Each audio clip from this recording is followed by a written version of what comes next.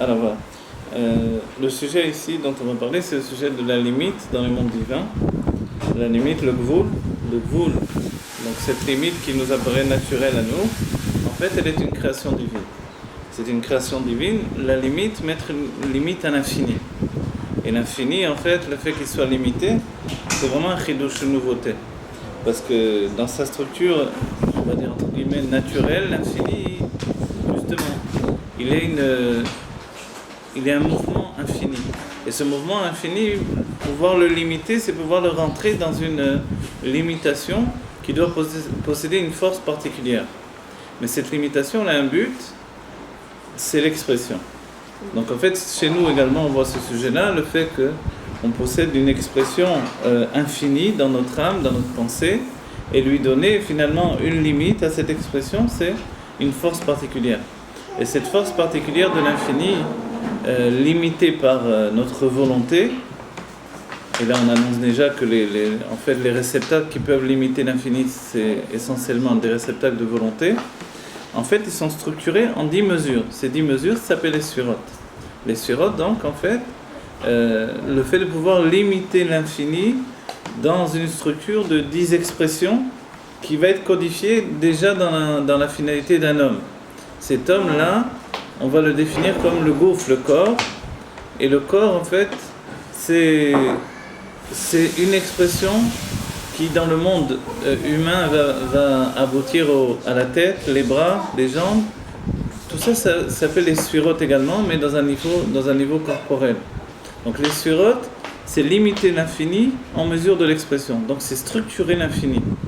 Pour structurer l'infini, il faut que la limite soit assez puissante pour passer de l'état d'infini qui est inné dans le divin à un état de volonté de limite. D'accord ? J'essaie de le définir sans trop gâcher en fait le sujet lui-même dans son dévoilement le plus profond. Et qu'est-ce que ça va donner ? Ça va donner ce qui s'appelle le corps et la ressemblance du corps. Évidemment, Dieu n'a pas de corps. Alors comment on peut parler de corps et de ressemblance de corps ? Le corps, c'est dans le monde de Hatzilut. En hébreu, le terme gouf, c'est aussi gouf haïnyan, le sujet lui-même. C'est-à-dire c'est la chose elle-même. Et ressemblance du corps, c'est le fait de l'expression de quelque chose qui va se rapprocher de la chose elle-même. Donc le corps, c'est la structure des 10 sphirotes, des 10 mesures d'infini limitées justement dans une mesure d'expression. Et puis la ressemblance du corps, c'est l'état qui va suivre ces 10 mesures. C'est-à-dire que dans le monde de Hatzilut lui-même, le monde de l'émanation, on va être dans une limite qui a sa limite également. C'est-à-dire elle limite jusqu'à un certain degré. Dans le monde de Bria, la limite va passer à un stade qui est ce qui s'apparente à la limite que nous connaissons. C'est-à-dire la limite première de la conscience, où le réceptacle va enfermer l'expression divine. Mais dans Hatzilut, on est encore dans une limite qui dévoile sans dénaturer l'expression divine, sans dénaturer l'infini. Et ça, c'est le plus difficile. Comment ? On le voit dans l'éducation, on le voit dans toutes choses dans notre vie. Comment limiter sans dénaturer l'infini ? D'accord ? C'est-à-dire que l'infini, il porte une liberté. Cette liberté, c'est ce qui nous fait, ce qui nous rend merveilleux, ce qui nous fait libres dans l'état d'esprit. Comment, en rentrant dans les limites, toutes les limites, la limite de la religion, la limite de l'intellect, la limite d'une structure éducative, etc., comment on peut, de cette manière-là, ne pas limiter notre infini. Voilà. Dans le monde de Hatzilut, le monde de l'émanation qui va précéder le monde de la création, c'est-à-dire donc avant le moment de Bereshit, Bara Elokim et Hashamayim Vetaretz, qui, nous l'avons dit dans les cours précédents, qui est le commencement de la notion du temps dans l'âme, la perception du temps. Alors il y a cet état d'infini, le monde de Hatzilut, le monde de l'émanation. Donc ce n'est pas une transformation de la lumière, mais une émanation de la lumière depuis le luminaire. Si la lumière ne fait qu'émaner, elle n'est pas encore transformée. Si elle n'est pas encore transformée, elle est encore attachée à la relation étroite avec l'essence de Dieu. Et donc de ce fait, elle dévoile l'essence. Elle dévoile l'essence, mais une essence qui est limitée dans une structure de dévoilement. Pourquoi ? Parce qu'a priori, l'essence n'est pas attachée au dévoilement. D'accord? On va voir ce sujet-là aujourd'hui. Vegam b'atzilut arezeh lemala miprinat hagvul ha'agbala. Voilà. Le chidouche du monde de Hatzilut, du monde de l'émanation, qui est le monde de l'infini, a priori, pour nous, c'est infini qui est dans Hatzilut. Il nous apparaît comme le monde le plus élevé des 4 mondes de Hatzilut, Bria, etc., Asiya. Mais en réalité, Hatzilut lui-même, c'est le commencement de la limite. Et c'est dans ce point-là qu'il est même un chidouche, qu'il est une nouveauté.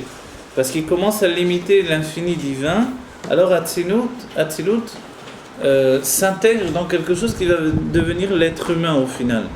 L'être humain, avec toute sa structure de limite. Et c'est pour ça qu'il nous parle, et c'est pour ça qu'essentiellement, on parle des sphirotes de Hatzilut, alors que les autres mondes possèdent également des sphirotes. Oui, pardon. C'est la limite de l'espace? Non, pas du tout. Alors ici, on ne parle pas de l'espace. Ici, quand on parle du gouffre, en fait, le gouffre... Ah non. Ouais, non, alors regardez. En fait, on ne parle pas du corps humain, on parle d'un niveau où il n'y avait pas de création de corps humain. Alors voilà, nous on est dans le dernier niveau du monde de Asiya. Le monde de Asiya, c'est le monde de l'action. Et dans ce monde de l'action, il y a tout un côté spirituel où il y a des anges. Et dans le niveau le plus bas, il y a le globe terrestre. Donc tout le cosmos, au plus loin des galaxies, etc., tout ce qu'on veut, c'est seulement le côté matériel du monde de Asiya, qui est infini et qui est spirituel. Oui. Nous, on est dans le niveau le plus bas, le globe terrestre. Et pourtant, tout a été créé pour cet endroit-là. Mais avant le monde de Asiya, il y a le monde de Yetzira. Et le niveau le plus petit du monde de Yetzira est plus grand que tout le monde de Asiya. Et ainsi de suite. Après, il y a le monde de Bria. Le niveau le plus petit du monde de Bria est plus grand que tout le monde de Yetzira. Et le monde de Hatzilut, c'est un monde d'infini. Et avant Hatzilut, il y a une infinité de mondes infinis. Le monde Olam HaKodim, le monde de HaKodim, etc., Adam Kadmon. Et puis tout ça, c'est dans ce qui s'appelle Adam Kadmon, la volonté générale de toute la création. Les donc il y a une volonté en général. Avec Yaakov et les brebis. Voilà, ça, oui. c'est tout est Bérémès dans la Torah, en allusion dans la Torah, où Yaakov avec ses brebis, HaKodim ou Brodim, HaKodim, Nekodim ou Brodim. HaKodim, c'est le monde de HaKodim, c'est un monde où les surotes sont encore liées les unes aux autres. C'est comme si Dieu avait fait le dévoilement des surotes en plusieurs étapes, voilà, successives. Comme si c'était difficile. Pourquoi? Parce que les surotes, c'est l'infini mesuré. Et l'infini, il se débat. Il ne se laisse pas facilement faire. Vous prenez un cheval sauvage, on ne le dresse pas en 5 minutes. Il faut vraiment il faut le briser d'une certaine manière. Donc briser l'infini, pour qu'il soit un infini mesuré dans une situation de 10 sphirotes, c'est passer par des étapes qui ont donné, entre guillemets, c'était la volonté de Dieu, on va dire du fil à retordre comme ça. Ça a été une lutte pour arriver à l'infini du monde de Hatzilut. Mais auparavant, alors, il y a eu vraiment à Olam HaKodim, les 10 sphirotes étaient liées les unes aux autres. Dans la Géoula, on sera en corrélation avec le monde de HaKodim. C'est un niveau de perfection. Il y a des sphirotes, c'est-à-dire il y a des mesures d'expression, mais elles sont englobées dans un seul keter, dans une seule volonté générale. C'est à l'image d'une flûte, on dira, à l'image de Etzraïm. Une flûte, on voit 10 trous comme ça, et le souffle de Dieu passe dans les 10 trous et ça donne... Et pas en même voilà. temps. Pas en même temps. Alors dans HaKodim, en vérité, chaque mesure porte sa puissance, et en même temps c'est un en seul même temps, niveau. Pas en même temps. Ben voilà. Ouais, en vérité, on est au-delà du temps, donc il n'y a pas de... C'est extrêmement complexe, en même temps et pas en même temps, ce niveau-là, mais après il y a Nekodim. Nekodim, ça s'appelle aussi Olam HaTohu. Nekodim, ça vient de Nekudot. Nekudot, c'est comme un point. Chaque sphira s'est détachée de l'ensemble. Il n'y a plus l'Ardout général, c'est un seul peuple. Chacun devient indépendant. Et chacune va Voilà. Voilà, et chacune exprime que c'est moi qui ai raison. Comme les élèves de Rabbi Akiva, chacun disait c'est moi qui ai raison, tu t'es trompé. Voilà. Mais là, dans le sens, c'était Anaïmlor. Je ne veux pas recevoir de toi et je ne veux pas te donner non plus.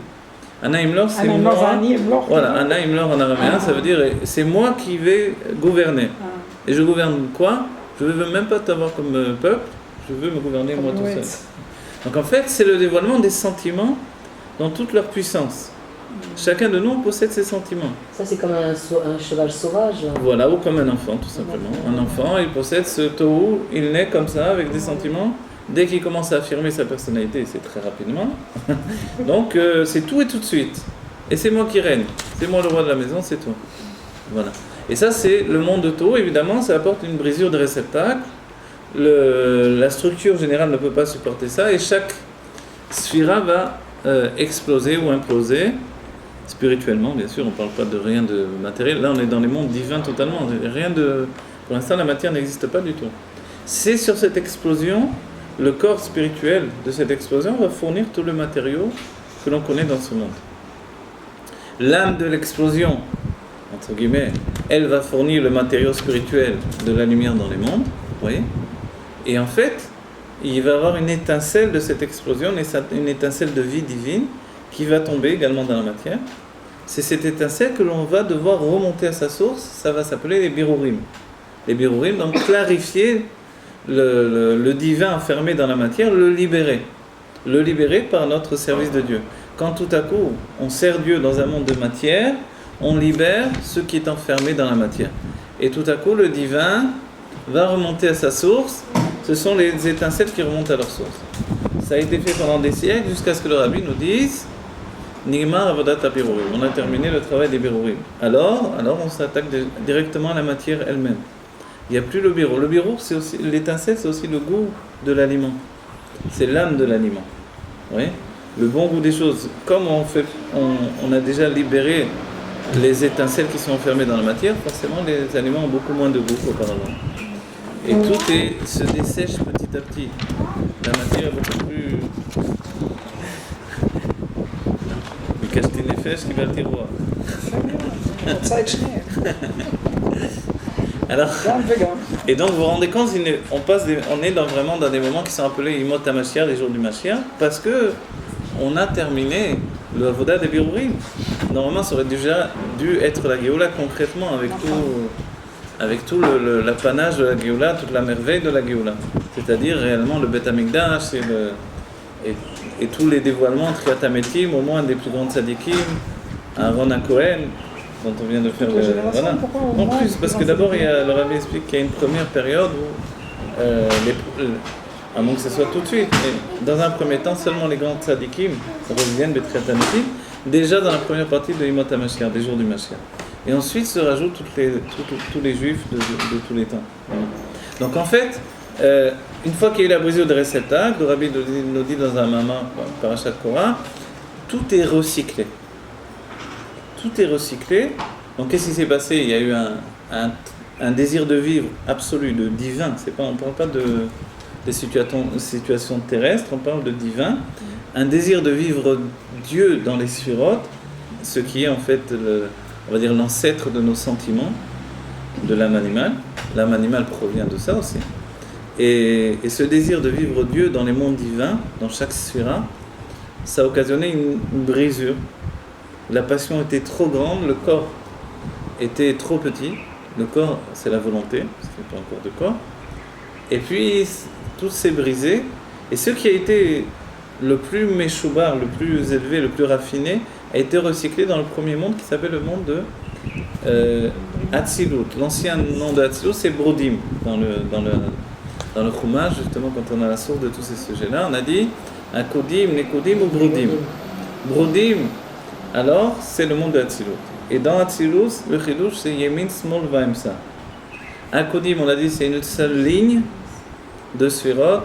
Nekodim, le monde de Tohu, on pensait que c'était aussi une seule ligne, mais des Nekudot séparés. L'Admorazaken nous dit, dans le Torah, ce sont deux lignes, totalement séparées. D'accord? Où chaque Sphira est une Malchut, une royauté ou un Keter, uniquement seule, avec sa force de gouverner, mais de se gouverner soi-même. Et ça, cette puissance-là, on la porte en nous. On ne peut pas dire qu'on ne connaît pas ça, c'est exactement notre vie, c'est notre âme animale, tout et tout de suite. De ce fait-là, il faut voir le bon côté, c'est que la Géoula, quand on la veut tout et tout de suite, ça provient aussi de là.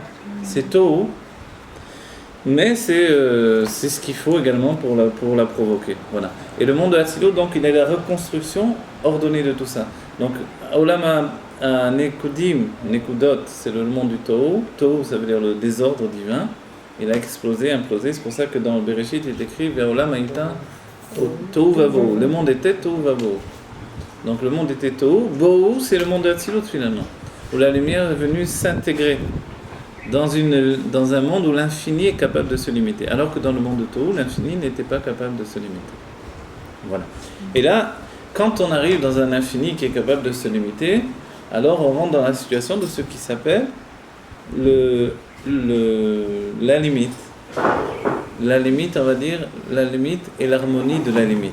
Et c'est là ce que l'on voit, et là on l'a appelé ici, on l'a appelé gouffre, dans les termes des sages, et c'est pour ça que La limite, on l'a appelé gouffre. on l'a appelé gouffre ici dans le terme, gouffre, un peu comme gouffre Aïnyan, le sujet lui-même, donc la chose elle-même. Gouffre, le corps du sujet. Voilà, le corps du sujet. Vous disiez qu'au fur et à mesure du temps, la matière elle se dessèche. Elle se dessèche effectivement. Mais maintenant on la raffine, c'est la différence. Dans notre siècle, on avait un petit peu commencé auparavant, mais là c'est devenu maintenant un fait établi de raffiner la matière jusqu'au maximum. Pourquoi ? Parce que justement, Nigmar Avodat HaBirurim, il n'y a plus rien à séparer, donc on raffine la matière elle-même. Et c'est notre travail, le dernier travail, donc élever la matière de par elle-même. Donc la matière devient un outil d'expression du divin. On peut filmer, on peut enregistrer, on peut garder des données, et tout ça c'est possible parce qu'il y a eu la Aliyat HaBirurim. D'accord ? Il y a eu l'élévation de tous les Birurim, de toutes les étincelles divines. Voilà. On commence Si vous voulez, on reprend. La dernière fois, on n'a pas tellement étudié pour le texte, pour dire la vérité, puisqu'il fallait mettre en place des choses. C'est la Dafret alors. Alors, on termine la Dafret et on termine sur la Dafret. D'accord. Alors, la troisième ligne en partant du bas, après le Vechole, le point. On a dit que dans Hatzilut, alors, auparavant, il est précisé, ce n'est pas possible dans Hatzmut Orensov, dans l'infini, dans la nature profonde, l'essence de Dieu. Il n'est pas possible, même dans l'essence infinie, dans l'expression de l'essence infinie, il n'est pas possible d'avoir une limite. Et dans Hatzilut, le Chidouche, la nouveauté, c'est la limite. Alors il est dit, mais ceci dit, même quand on dit que dans Hatzilut, il y a une limite, effectivement, c'est pour ça qu'on parle entre guillemets de gouffre, vous voyez, que nous sommes à la ressemblance de Dieu. À quel degré ? Parce que Dieu, pour la Kabbalah, ça ne veut rien dire quand on dit Dieu. Ou alors, il faut préciser Dieu, on sous-entend l'essence de Dieu. Voilà.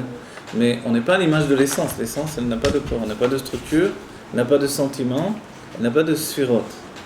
Donc les sphirot, c'est le chidouche du lien entre Dieu et nous-mêmes. Et ça commence réellement dans le monde d'Hatzilut. Mais dans Hatzilut, en réalité, c'est au-dessus de la limitation. Alors on va dire comment ça se fait. Il y a des sphirotes, mais elles sont au-dessus de la limitation. Vekanoda, d'Asara Sphirot d'Hatzilut, en les Itpashtutan. Vekanoda, et comme l'on sait, que les 10 sphirotes de Hatzilut, elles sont infinies dans leur faculté de se répandre. Oui, c'est ça qui est extraordinaire. On est en train de parler de ce qui s'appelle Nosei Afachim. C'est de réunir deux contraires. Après, où c'est infini, où c'est limité. Comment il est possible qu'un infini soit limité ? Et qui plus sait ? On a dit 10 mesures de dévoilement divin, mais qui en réalité, Ensof Leitpashtutan, qui se dévoilent de manière infinie, qui se répandent de manière infinie. Alors, comment ils peuvent rester dans le réceptacle si ils se répandent de manière infinie ? Vous voyez ? Vous appelez en hébreu les deux contraires ? Alors, les Nosei Afachim. Dans les Rishonim, déjà, on exprime que Dieu, il est Nosei Afachim. Nosei Afachim, ça veut dire qu'il réunit des contraires. De partout, il y a un dévoilement divin, il y a aussi Nosei Afachim. Pour la grêle en Égypte. Voilà, si vous voulez, la grêle qui était avec du feu en même temps, exactement. Voilà, ça dévoile à la fois les deux tendances opposées. Ouais. Voilà, voilà, toute son expression, Nosei, il porte les contraires et il les supporte aussi d'un certain point de vue. C'est-à-dire que notre nature, elle est basée sur des contraires. Et c'est pour ça que ça nous dévoile que c'est une chose divine, notre nature, ne serait-ce que les deux tendances, la tendance au spirituel et la tendance au matériel. La tendance au merveilleux, la tendance à l'abominable. On porte tous en nous, malheureusement. Vous voyez ? La tendance à la chute, la tendance à l'élévation. Et en fait, c'est tout le temps comme ça, on est ces deux tendances. Comment ça se fait ? Parce qu'on est un projet divin. Comme on est un projet divin, on porte ces deux tendances. Nosei Afachim totalement. Un corps qui nous tire vers le bas, qui nie la spiritualité, voilà, et une âme qui nous élève vers le haut, qui qu'il n'y ait pas une autre conscience que la conscience du spirituel. Oui, mais là, on peut dire que cette tendance-là vient de la Nefesh Abéhémite. Mais dans l'Aïd-Galout, la Nefesh Abéhémite sera complètement anéantie. Alors, ça sera quoi les deux tendances contraires? Alors justement, dans la Géoula, les tendances contraires seront conjuguées dans des points d'élévation en fait.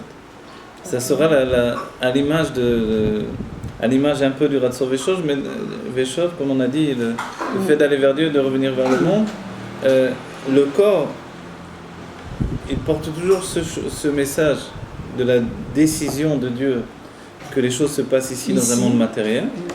Et l'âme, elle porte ce message que finalement, la décision de Dieu, c'est le spirituel, comme une finalité en soi. D'accord? C'est aussi des grandes marloquettes dans les sages, jusqu'à la marloquette de Korah et Moshe Rabbeinu. Vous voyez? La marloquette de Caïn et Hevel, elle était déjà là, cette marloquette. Qu'est-ce qui est l'essentiel? Le monde futur, le spirituel, ou ce monde-ci et le matériel? Vous voyez? Hevel disait non, c'est le spirituel qui est l'essentiel. C'est le monde futur. Caïn disait non, c'est ici, c'est l'essentiel, c'est là. Il n'y a pas, justement, on dit que la Torah n'est pas... L'Oba Shamaim, effectivement. Mais on voit qu'on porte... Celui qui affirme absolument que l'essentiel, c'est le spirituel, alors d'accord, c'est vrai. Il est dit dans le Tanya qu'on doit mettre en avant notre âme et on doit faire passer la nécessité de notre âme avant la nécessité de notre corps. Mais en même temps, l'une des règles du service de Dieu, c'est d'avoir un corps en bonne santé. Donc alors, c'est bien que quand arrive le Baal Shem Tov, il dit sur le passage de la Torah, Azov ta'azov imo, je ne vais pas pouvoir laisser peser sur mon corps justement le poids des mortifications que l'on faisait dans les siècles précédents. Parce qu'avant, on était capable de nier la matière. On ne peut plus nier la matière aujourd'hui. Pourquoi, en réalité? Parce que la matière est une finalité aujourd'hui. Auparavant, elle empêchait d'exprimer le divin ou l'expression de l'âme et du spirituel de l'être. Aujourd'hui, la matière, c'est une finalité. Cette finalité de la matière, c'est que Dieu désire être ici-bas, dans ce monde matériel, et il veut une Géoula dans le monde de la matière au sein même du corps du juif. D'accord? Donc tout ça, en fait, c'est aussi la difficulté dans les mondes divins. Donc, en réalité, si dans Hatzilut, il y a un infini, c'est un infini qui est limité, mais en même temps, cette limite, c'est une limite qui permet à l'infini de se répandre à l'infini. Voilà. Ou Kedeita be Sefer Yetzira, comme il est rapporté dans le Sefer Yetzira. Dans le Sefer Yetzira, c'est ça ce qui est merveilleux dans le judaïsme, c'est que ce livre-là, qui date de l'époque de Avraham Avinu, qui avait disparu, qui est réécrit par Rabbi Akiva, ce livre-là, il porte déjà tous les secrets de la Kabbalah. Et c'est un tout petit livre, c'est comme quelques Mishnayot. Comment ça, il existait au temps d'Avraham Avinu? C'est Avraham Avinu qui l'a écrit. C'est lui-même qui l'a écrit. Oui, il a écrit plusieurs livres. Et celui qui nous est resté, c'est le Sefer Yetzira. C'est comme ça qu'il diffusait en fait l'enseignement que tout est un. Et donc il abordait ce sujet par excellence. C'est-à-dire, comment il peut avoir 10 sphirotes et on me dit que Enon Milvado, il n'y a rien d'autre que Dieu. Donc, je ne parle même pas du monde ici, vous voyez, parce que c'était une grande difficulté que les Grecs nous objectaient même à l'idée du judaïsme et de l'unicité de Dieu. Les Grecs disaient, mais comment c'est possible qu'il y ait un Dieu unique alors que c'est un monde de pluralité, un monde d'infini même dans la matière. Et qui plus est, avec le temps, on rajoute à cet infini. L'homme rajoute sans arrêt l'infini de la matière de par elle-même. Donc en fait, la Torah elle a toujours affirmé cette unicité, mais il n'empêche qu'il faut résoudre le problème de l'explication de l'infini et de la multiplicité au sein même de l'unicité de Dieu. Elohim, c'est la multiplicité. Voilà, Elohim, c'est la multiplicité. Et on voit que Bereshit bara Elohim. C'est au commencement, finalement, Elohim va créer. Donc le monde que l'on connaît, nous, c'est la définition d'un monde créé par Elohim. Elohim qui est déjà un état de multiplicité. C'est-à-dire Dieu qui se conjugue. Si Dieu se conjugue, alors c'est déjà un autre stade. C'est le stade de l'expression du pluriel dans le divin, qui aboutit à la teva, la nature. Le naturel, c'est tous les éléments de divine providence qui sont tellement inscrits dans notre vie que finalement ça nous a l'air tout à fait naturel. Mais en vérité, ce sont des miracles infinis. Voilà, donc il est écrit Ukedaita Besefer Etzira, il y a vraiment déjà tous les sujets là-bas. Midatan Eser chez El Lahem Sof. Vous voyez déjà, ça va être Voilà. compliqué. C'est une mesure de 10 Qui n'a pas de fin. qui n'a pas de fin. Vous voyez, c'est pas le 10 tel que nous on entend 10, c'est tout, c'est 10. Non. C'est un 10 mesures de dévoilement divin qui en réalité c'est 10 qui n'a pas de fin. C'est-à-dire que le 10, c'est un projet divin. Le chiffre 10 c'est un projet de perfection divine, mais le chiffre 10 ne doit pas pour autant limiter l'infini de l'infini divin. Parce que si c'est un 10 qui a limité l'infini divin, alors on est rentré dans un monde limité et que Dieu préserve. On pourrait dire que Dieu lui-même s'est enfermé dans un piège. Or, le chidouche, c'est ça. C'est toute l'idée même de contradiction. Est-ce que ce monde est un monde où Dieu est présent avec nous ou alors un monde où Dieu s'est retiré? Dans l'idée de la Chassidut, Dieu vit avec nous au quotidien, dans chaque point, dans chaque élément de notre vie. Donc en fait, les sirot de Hatzilut, du monde de l'émanation, ce monde spirituel, donc qui possède tous les mondes qui vont amener la limite que nous connaissons en finalité, c'est alors Eser chez En Lahem Sof. Ce n'est pas le 10 que nous connaissons, mais un 10 qui n'a pas de fin. Chez Gan Kemo chez En Beprinan Mida, même dans le niveau où elles sont dans un degré de mesure. Donc les sphirotes passent dans un état de mesure, c'est même le chidouche de la sphira, c'est mesurer, compter le dévoilement divin. Mida Veshio, donc elles ont une limite, elles ont une limite et un degré de cette limite même. Des essais, donc c'est un shiur de essais, c'est une mesure de 10 et non pas autrement. Alors, Beprinat Mautan Meyuchadim Areem Beprinat Ensof. En réalité, dans leur nature profonde, elle reste quand même Ensof, infinie. C'est-à-dire que si le dévoilement divin, la lumière divine, qui s'appelle la lumière du Ensof, le Or Ensof, dans le monde de Hatzilut, a atteint un degré de limite, c'est une limite qui n'empêche pas que le Ensof se répande à l'infini, que l'infini continue toujours. Et c'est ça le chidouche de Hatzilut. On va le découvrir, c'est le propre du monde intermédiaire, qui est porteur à la fois de l'infini et porteur de cette limite qui va être notre réalité au quotidien.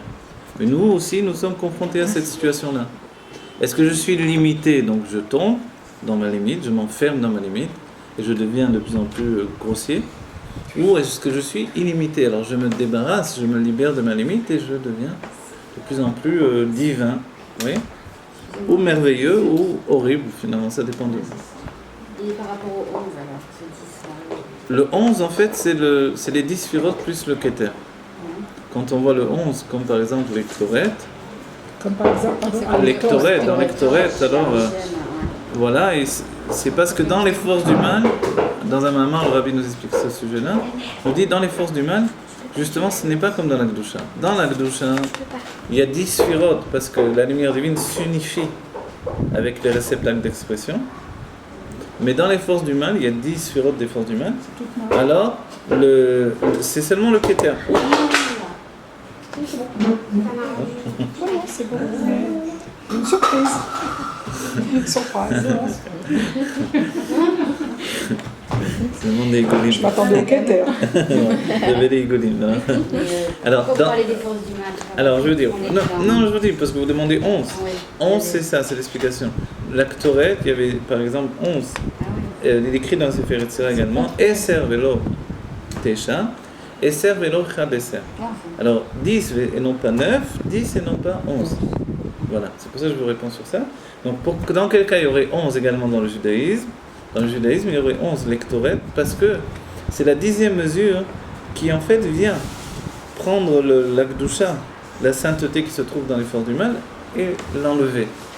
Les 11 mesures de l'actorette font ce travail-là. Ils enlèvent juste la Kedusha, la sainteté qui se trouve dans les forces du mal, et les forces du mal disparaissent. C'est pour ça que l'actorette nous protège toujours. Vous voyez, il y a un passage du Zohar où on dit qu'il y avait dans une ville des épidémies, des choses terribles.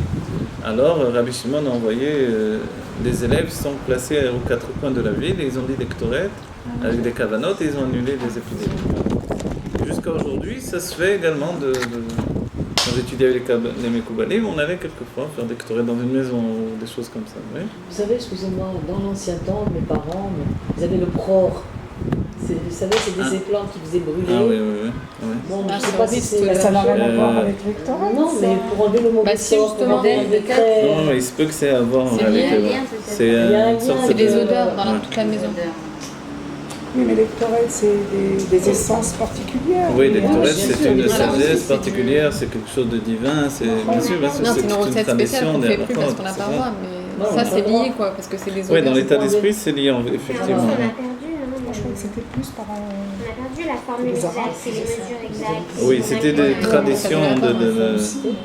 Non, la formule exacte, on connaît exactement toutes les Ktoret. Mais la tradition de savoir exactement comment les faire brûler pour que la colonne de fumée monte sans bouger avec le vent, etc. Ça, c'est impossible à faire. Dès que vous allez le faire, ça va bouger avec le vent.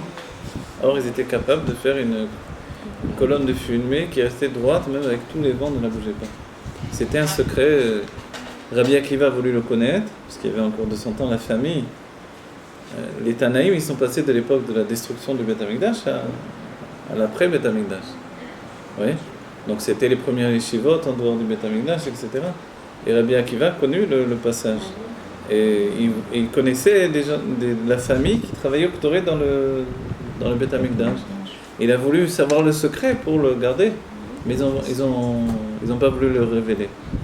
C'était une famille, ils ne se parfumaient même pas, de peur on pense qu'ils utilisaient les Ktoret pour se parfumer. Donc il y avait une science exacte, effectivement. C'est pas simplement les éléments, on les a, ils sont écrits dans la Torah, on les dit tous les jours, ok? Mais le dosage exact de tout ça, alors ça c'est un grand secret qu'on n'a pas. Comme le secret des Lechem Apanim également, il n'a pas réussi à l'avoir, la famille n'a pas voulu l'avoir. S'il manque un des éléments de l'actorette, Ah, mais les dosages, on les a. Et c'était préparé une fois par an? Alors vous m'en demandez trop, excusez-moi, je sais pas. Non, peut-être j'aurais pu vous répondre. C'était un tel chacham. Non, c'était j'aimerais tous pas. les jours, plus Yom Kippourim, c'est marqué. Non, tous les jours on le brûle, elle demande si on préparait une fois par an ou... Lectorat une fois par l'année, chaque jour on prenait une portion. Je sais pas, c'est intéressant de parce voir. que Je crois que c'est... Parce que je me suis posé la question comment on conserve tout ça toute l'année. Je sais pas, je suis pas sûr qu'on faisait ça une fois par an. Il faudrait voir, c'est Oui, il faudrait intéressant de voir. retrouver. Moi, Ouais. je sais pas, J'ai sûrement étudié, On avait à j'ai la fois oublié. du Beth Amikdash. C'est interdit d'oublier, j'ai oublié. Alors, en attendant, regardez, alors ce que l'on dit ici de merveilleux. Donc voilà, l'idée de 11, c'est cette idée-là, c'est-à-dire 10 surotes, ça existe également dans les forces du mal, mais ils ne peuvent vivre que parce qu'il y a une mesure de sainteté enfermée à l'intérieur. La Ktoret, elle vient de délivrer cette mesure-là. Donc en fait, pourquoi le Keter, pourquoi la 11e? Parce que c'est la Kedusha qui se trouve au-dessus, qui entoure, qui permet à la chose de vivre, mais qui n'est pas liée avec la chose. Ça reste ce qui s'appelle Makif. Il y a deux notions, Makif et Pnimi. Makif, ce qui entoure, comme l'inconscient, qui entoure notre conscience, et Pnimi, le début de notre conscience. Dans les mondes également, il y a cette notion-là, ou dans toute chose existante. Alors on a dit en fait, elles portent l'infini, ces 10 sphirotes, mais de toutes les manières, elles sont tout de même dans un tsiur Adam. C'est quoi le tsiur Adam? Elles ont quand même ce qui s'appelle un dessin d'homme. Donc c'est quoi le dessin de l'homme? Il nous dit, on ne va pas croire que dans les mondes divins il y a un bonhomme là-bas. C'est toujours le piège de la Kabbalah de penser ça. Alors, chesed, roi yemina, le chesed c'est la main droite, roulé. Gvura, droit smola, la gvura, la rigueur. Alors le chesed, la générosité, c'est la main droite, la rigueur, la gvura, c'est la main gauche. Donc en fait, c'est l'expression des sentiments. On appelle une main ce qui sert à prendre et à donner. Voilà, ça c'est une main. Donc dans les mondes divins, le chesed s'appelle une main. Oui. Donc c'est comme ça que l'appellera le Zohar dans les Tikkunei Zohar. Chochma mocha, chochma, la sagesse, c'est le cerveau, roulé. Beprinat eitlapshut or bakli, chez aor ba beprinat fissa bakli. Voilà, ça c'est un niveau de ce qui s'appelle itlapshut, l'habillement de la lumière dans le réceptacle, et la lumière est tfissa, c'est que la lumière est saisie par le réceptacle. Vous voyez? Et on a vu auparavant que dans notre corps, c'est le même système. Ce qui a précédé ce que l'on étudie là, dans le texte, c'est qu'auparavant, dans le corps, il y a les forces de l'âme qui s'habillent dans le corps. La force de la vision dans l'œil, la force de la réflexion de l'intellect dans le cerveau, la force de la licha dans le pied, etc., etc. Donc il y a effectivement, le réceptacle va saisir la lumière. שיש לכל אור כלי מיוחדת שלפי אופן כזה הוא האור. C'est qu'en réalité, il y a pour chaque lumière un réceptacle particulier qui fait que de cette manière-là sera la lumière. La lumière sera de cette manière-là, c'est-à-dire de par l'expression même du réceptacle. C'est-à-dire que pour nous, l'idée elle est que notre corps, c'est le réceptacle exact pour dévoiler la lumière de notre âme. Donc si on n'aime pas notre corps, on n'aime pas notre âme aussi. Il faut qu'on apprenne à aimer notre corps, à l'apprécier pour ce qu'il porte en lui de spirituel. Et en fait, on pourra lui donner de ce fait-là de s'épanouir. Pour dévoiler plus de lumière. Oui, pour se dévoiler plus comme un réceptacle, pas d'adoption, mais un réceptacle qui fusionne avec la lumière qui l'habille en fait. Et c'est, on explique souvent dans les cours, la beauté qui vient de l'équilibre en fait. Voilà, non pas la beauté perfection comme Madame Arishon, mais la beauté de l'équilibre dans notre âme. Sha'or ba beprinat tfisa be'akli. שיש לכל אור כלי מיוחדת לפי אופן כזה הוא האור, וכלי החוכמה הוא כלי לאור החוכמה דווקא, וכלי הבינה לאור הבינה דווקא וכו'. En vérité, tout ça, ça nous paraît un peu simple, mais vous allez voir pourquoi c'est extrêmement profond. Le réceptacle de la Chokhma, le réceptacle de la sphira qui s'appelle Chokhma, ou la sphira, elle est faite de quoi? D'un réceptacle et d'une lumière. En fait, la lumière qui s'appelle Chokhma, qui est la sagesse, donc la lumière intellectuelle qui est à la base du commencement du monde de Hatzilut, ce qui est un monde où les lumières s'intègrent justement, puisque c'est le dévoilement des réceptacles d'expression. Donc en fait, cette lumière qui s'appelle Chokhma, c'est comme un couple. Elle va pénétrer dans un réceptacle qui s'appelle Chokhma. Et c'est le réceptacle qui va donner au final l'expression de ce que nous connaissons de la Chokhma. La même chose chez nous. J'ai une question. Oui. L'homme, il est que poussière. Alors pourquoi il a fait à l'image de l'homme? L'homme, il n'est que poussière, mais dans la poussière se cache l'essence de Dieu. Mais l'image de l'homme, c'est ça, c'est ce qu'on est en train de voir ici. C'est-à-dire, c'est pas une image physique de Dieu, c'est une image spirituelle. Et notre corps découle également d'une image spirituelle. Vous voyez? Donc en fait, c'est vraiment là où on doit comprendre l'élévation de notre être par l'attachement à quelque chose d'extrêmement spirituel. Donc en fait, quand la lumière, elle est Chokhma, elle a un réceptacle Chokhma. Quand la lumière elle est bina, elle a un réceptacle bina. Pourquoi c'est important? Parce que d'autres pensaient que c'était pas comme ça. La lumière se découpe en plusieurs sortes. La lumière, effectivement, la lumière elle-même, et c'est l'un des grands chidouches de ce livre-là, c'est d'exprimer les choses de manière, on va dire, de découper comme un chirurgien qui va faire une analyse, disséquer toutes les choses. Il va disséquer tout le chromère spirituel, tout le matériau spirituel. Ça correspond aux différentes couleurs, la lumière. Exactement. Oui, ça correspond également aux couleurs, etc. Il y a une faculté d'adaptation de la lumière dans le réceptacle. Oui, effectivement, c'est intéressant. Oui, tu avais raison, c'est certain. C'est tout le talir dans les mondes divins de la pénétration du Kav Ensof dans le Chalal HaPanui.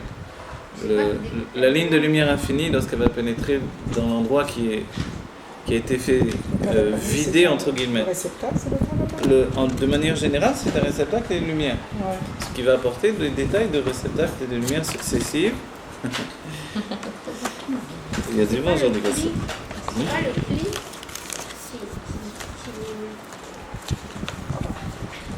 découpe la lumière, qui découpe qu'il a... Non, c'est ce que l'on pensait, effectivement. Certains Mekoubalim pensaient que c'était le cri qui découpait la lumière, qui elle était pshota. C'est ce qu'on va aborder par la suite. Mais ici... Chez Moshe Rabbeinu, Aspaklera Meira, non, Aspaklera Meira, c'est le dévoilement de la névoie dont on parle. C'est le même principe, non? C'est pas le même principe exactement, non. Alors vous allez voir, regardez, on va continuer. Si vous voulez étudier sans le texte, on jette le texte à la poubelle et on improvise. Moi, tout ce que je sais, c'est du texte. Alors. Donc, je ne vais pas dire je connais plus qu'est-ce qui est écrit ici. Alors, donc on a dit tout ça. On va accélérer le rythme et vous allez venir avec moi. Vous m'arrêtez si vous ne comprenez pas, d'accord? Si vous ne comprenez pas, vous m'arrêtez. Sinon, c'est interdit de m'arrêter. Alors, שיש לכל אור כלי מיוחדת שלפי אופן כזה הוא האור, לכלי החוכמה הוא כלי לאור החוכמה דווקא, וכלי הבינה לאור הבינה דווקא וכו'.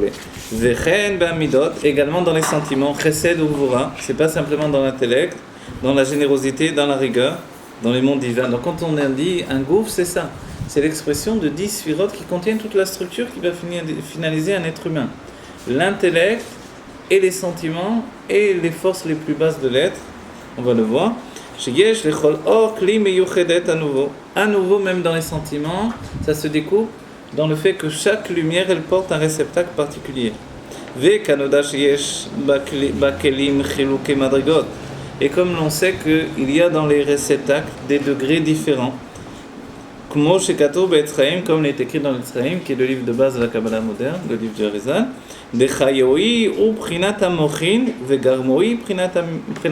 voilà, les termes viennent du Zohar, c'est en araméen. Chayoi ve garmoi. Chayoi, c'est lié à l'idée de chayou, de vitalité. Garmoi, on y a en hébreu les garmés, en araméen plus précisément, c'est-à-dire pour lui-même. Donc chayoi, c'est la vitalité de Dieu, c'est la lumière. Et garmoi, c'est le réceptacle. Alors, qu'est-ce que ça veut dire? De chayoi ou amochin ve garmoi prinat amidot. C'est-à-dire que les termes qui servaient auparavant dans la Kabbalah pour désigner l'idée de lumière et de réceptacle uniquement, finalement c'est devenu chez l'Arizal également une expression liée à ce qui s'appelle les sentiments et l'intellect. D'accord?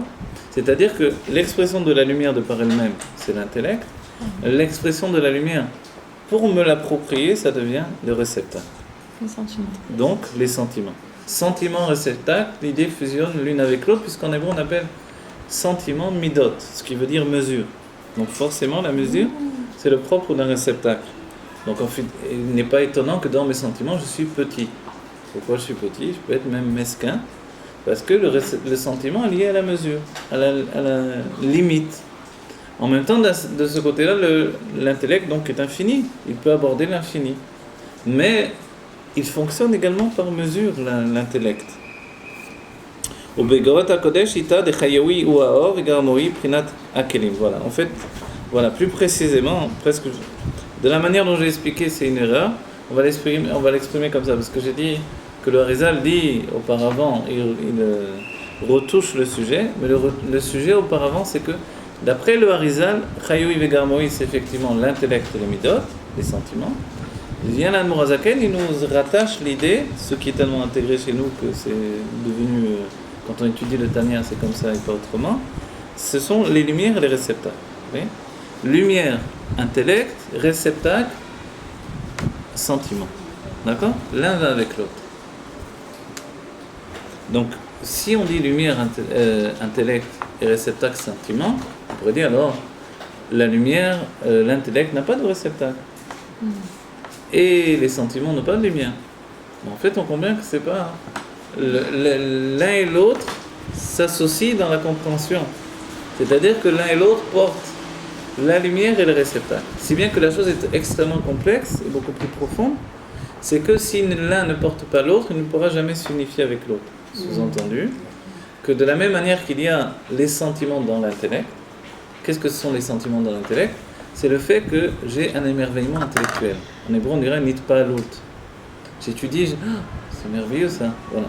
Le simple fait où je suis tout simplement étonné intellectuellement, ça s'appelle les sentiments de l'intellect. Quand, au contraire, je réfléchis pour obtenir ce que je veux, mais de manière sentimentale, c'est-à-dire ce n'est plus un intellect décroché, déconnecté des sentiments, mais un intellect dans les sentiments, comme l'intellect de l'âme animale par exemple, qui ne pense que pour obtenir ses besoins physiques, organiques et plaisirs matériels. Donc en fait cet intellect-là, il se dévoile tous les jours. On l'utilise au travail, on l'utilise quand on fait les courses, on l'utilise au quotidien, tout le temps. Vous voyez ? L'intellect de l'âme intellectuelle s'utilise quand on étudie, et l'intellect de l'âme divine ne s'utilise que quand on étudie du divin. Oui. Dans ce cas-là, l'intellect de l'âme intellectuelle devient un réceptacle pour dévoiler l'intellect de l'âme divine. Oui. Donc en fait, tout se départage. Maintenant, un autre chidouche de compréhension, c'est qu'il y a les sentiments de l'intellect et l'intellect des sentiments, mais il y a aussi la lumière du réceptacle et le réceptacle de la lumière. Je vais passer sur l'âme divine. Oui. Vous avez parlé de la lumière, l'intellect, le réceptacle c'est les midot, ok. L'un est dans l'autre, ok. Et après, vous avez parlé d'intellect, les sentiments et l'intellect froid, enfin, je veux dire, Oui, de l'animal. alors regardez, si on reprend Alors après, j'ai pas compris. Sur l'intellect. Ça, L'intellect de l'animal. J'ai parlé de l'intellect de l'animal pour nous dire que chaque niveau possède. C'est pas parce que les sentiments sont des sentiments qu'ils ne possèdent pas d'intellect. Dans le Etzraïm, quand on explique Zer Anpin, qui représente le jeune homme, toute notre vie, on peut l'apprendre dans les mondes divins, dans les livres de Kabbalah. Également la psychologie de nos comportements avant même qu'on la connaisse nous-mêmes, avant même qu'on l'exprime. Donc en fait, les sentiments, c'est un jeune homme divin. Ce jeune homme divin, entre guillemets, s'appelle Zer Anpin, la petite mesure de dévoilement divin. Et Zer Anpin, on ne compte que 6 mesures. C'est-à-dire qu'il n'est pas fait de 10 sphirot, il est fait de 6 sphirot. On dit, mais comment ça se fait? Elle pose la question de l'Etzraïm, il n'a pas de tête dans ce cas-là. En fait, sa tête, elle est une tête d'adoption qui lui provient de ses parents, entre guillemets, qui sont l'intellect, Chorma, Bina, et le Dat pénètre devant de lui. Pourquoi il n'a pas de tête? En fait, il a aussi un intellect, mais il n'est pas Nershav. Dans le véritable, on va dire, dans la véritable analyse intellectuelle, l'intellect qui est encore attaché au sentiment n'est pas considéré comme un véritable intellect. On ne parlera d'intellect que quand on parle d'un intellect froid. Voilà. C'est-à-dire, si je ne suis pas capable de me déconnecter de mes sentiments, je ne serai jamais objectif. Donc, je ne serai pas capable d'analyser les choses. C'est pour ça que la plupart du temps, on a besoin d'une tierce personne, d'une autre personne. Une tierce, quand par exemple on parle du couple ou d'une situation de marloquette avec quelqu'un d'autre. Ça concerne tous les êtres humains ou seulement... Non, alors quand quelqu'un est capable de le faire, de mettre ses sentiments de côté et d'avoir un intellect froid, alors il est capable d'être lui-même cette autre personne qui n'analyse plus les choses. C'est l'intellect divin. Un intellect divin, il faut étudier des sujets divins, on dévoile dans ce cas-là l'intellect Est-ce divin. que ça concerne tous les Bnei ou seulement les Yodim? Les Yodim uniquement. Ça fait partie de l'héritage de l'âme divine elle-même. Le fait d'avoir procuré, d'avoir choisi le peuple juif, ça a été d'intégrer une âme divine. Dans la bar mitzvah, on dit le bar mitzvah, il reçoit le da'at. Le da'at, c'est le commencement de la structure de l'intellect. Comme il a le commencement de la structure de l'intellect, donc de l'âme intellectuelle, il commence à avoir le dévoilement de l'âme divine. Auparavant, pourquoi il n'avait pas le dévoilement de l'âme divine? Elle était là, elle agissait sur lui, mais de manière inconsciente. Il commence à avoir ce dévoilement dès qu'il a une structure intellectuelle capable de l'appréhender, de l'intégrer. Oui. Donc en fait, ça va ensemble. Et ça, c'est un cadeau de Dieu. On dit qu'il reçoit l'âme divine à la bar mitzvah. Mais avant, il n'avait pas d'âme divine. C'est pas possible. Comment alors? En plus, on nous dit que l'âme divine pénètre dans le corps à partir de la Brit Mila. Avant la Brit Mila, elle est coincée juste dans la poitrine. Le corps n'est pas kadosh encore. La Brit Mila qui dévoile le féminin dans le masculin, dans le corps de l'homme, qui est masculin totalement. On enlève en fait ce qui cache l'état féminin, le keter en fait du yesod, et puis tout de suite se répand l'âme divine. Parce que si l'homme n'est pas féminin également, il n'est que masculin, donc il ne fait que donner, que se répandre. C'est le chesed, la générosité. Donc du coup, il ne peut pas recevoir. Il ne peut pas recevoir même son âme à lui. Donc il doit être également féminin, et ça c'est essentiel pour sa construction. Et là, il commence à être kadosh. La gdusha ne vient que quand on est également féminin. C'est particulier en réalité. Hein? Ça c'est pour tous les hommes et femmes. Non, alors la femme, elle n'a pas besoin de Brit Mila. Les sages disent qu'à la naissance, il y a l'état donc spirituel de la Brit Mila qui est inclus dans sa personnalité. C'est-à-dire qu'elle possède en elle déjà l'état masculin. Elle possède les deux états, masculin et féminin. Elle peut influencer aussi bien que recevoir. Donc on voit bien, même une petite fille, elle est très influente. Voilà.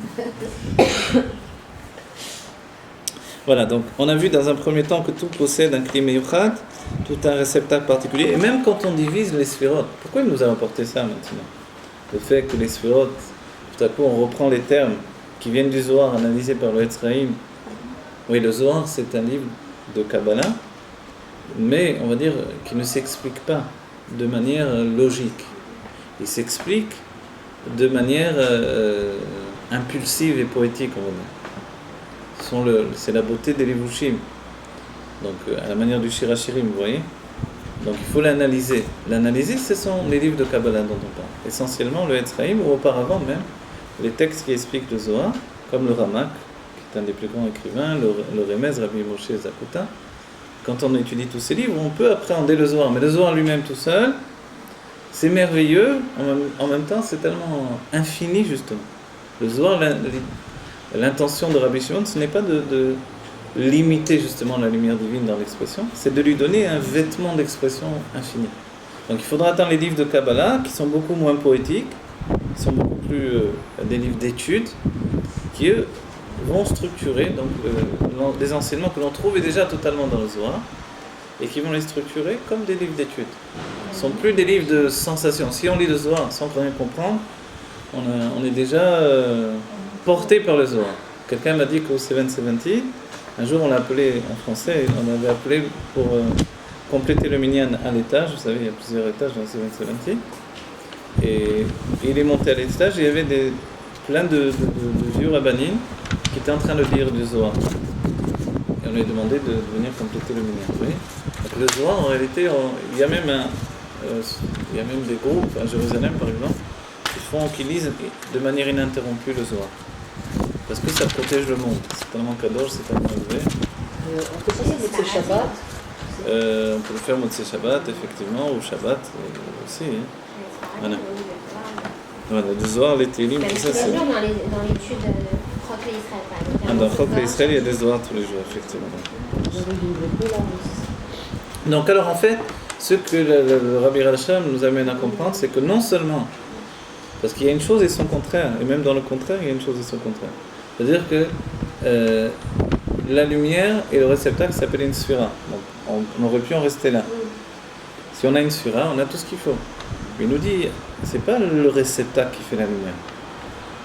C'est que la lumière, elle porte déjà l'identité d'une sphira. C'est-à-dire l'identité de sa propre limite. Et c'est ça qui est extraordinaire, parce que de quelle lumière on parle ? C'est la lumière qui s'appelle la lumière infinie. Si elle s'appelle la lumière infinie, comment ça se fait qu'elle porte l'identité ? J'utilise ce terme exprès, hein. Ça humanise la chose, mais il faut bien qu'on comprenne. L'identité de sa sphira, vous voyez ? Elle est chokhma, c'est pas une lumière choutin. On va voir que c'est pas aussi simple. Ces déductions du Rabbi Rachab, c'est vraiment un des sommets de la compréhension. C'était pas comme ça auparavant, en fait. On peut comprendre à partir de nous, en fait. Nous, on est fini, on porte en nous l'infini, et on a ce sentiment-là. Oui, c'est vrai, mais votre infini lui-même, il est fini. C'est ça ce qu'il dit. Vous voyez, c'est pas juste qu'on est fini et qu'on porte l'infini, ça c'est vrai, vous avez raison. Ça c'est une sphira. Mais ce qu'il vous dit le Rabbi Rachab, c'est que même votre infini, il est fini. Sinon, il ne serait pas une lumière sphira. C'est pour ça qu'on est fini ici. Voilà. Non seulement que le réceptacle soit ait un aspect déterminé, il est chokhma ou bina ou chesed ou gloire, c'est ça ce qui fait la sphira. Parce qu'elle se distingue, en fait. Voilà. Parce que c'est une partie de nous d'autres, et en fin de compte, c'est pour ça qu'on exactement, quand il y a eu ce fait-là, c'est vrai. Et dans notre texte ici, c'est pour ça qu'on a vu comment les lumières s'investissent dans notre corps pour le vitaliser à part entière de manière individuelle. Alors on va voir la suite. Donc en fait, après cette idée-là, on verra que même quand on divise les choses en lumière, l'intellect, et en réceptacle, les midot, il n'empêche que les réceptacles sont complets. Ils possèdent à la fois les lumières et les réceptacles, et l'intellect et les midot. Et l'intellect est complet aussi. Il possède la lumière et le réceptacle, exactement. C'est ce qu'il est en train de nous dire, voilà, pour qu'on comprenne exactement. Et puis, à cause de leur qualité d'infini, ils contiennent la chose et leur contraire. Exactement, bravo, c'est très bien. Voilà.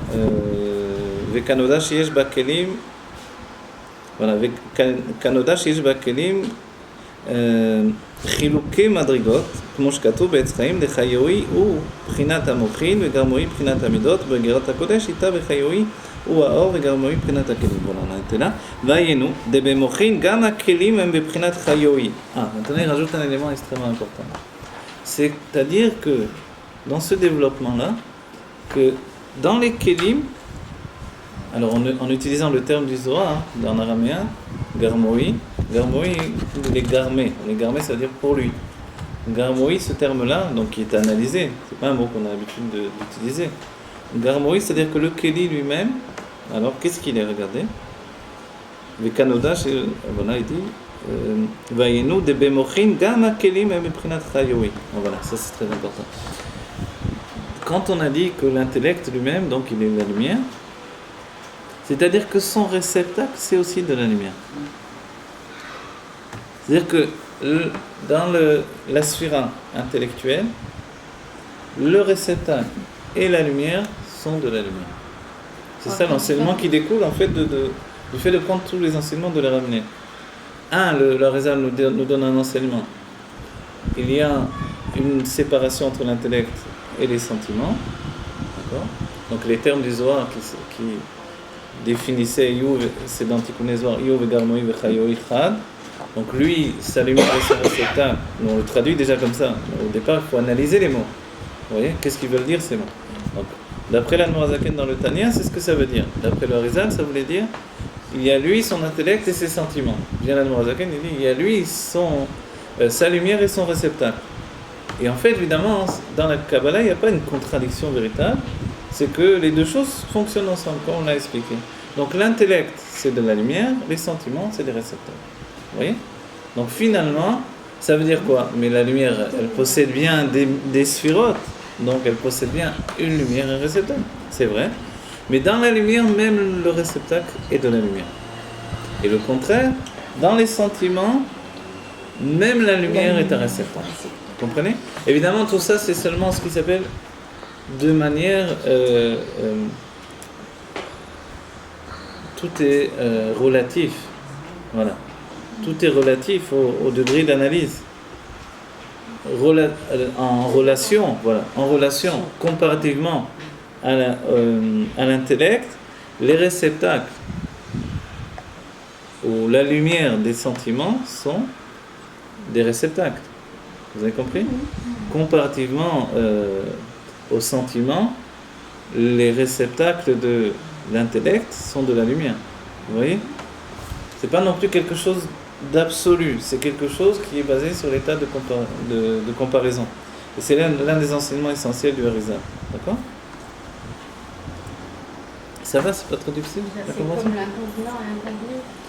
Le contenant, dans le contenant et le contenu, dans le contenu et le contenant. Oui, si vous voulez, de cette manière-là. Il y a aussi le Akol Kolel Takol, l'Akol Kalul Be'akol, tout contient tout et tout est contenu dans tout. C'est aussi un des grands klalim du Harizal.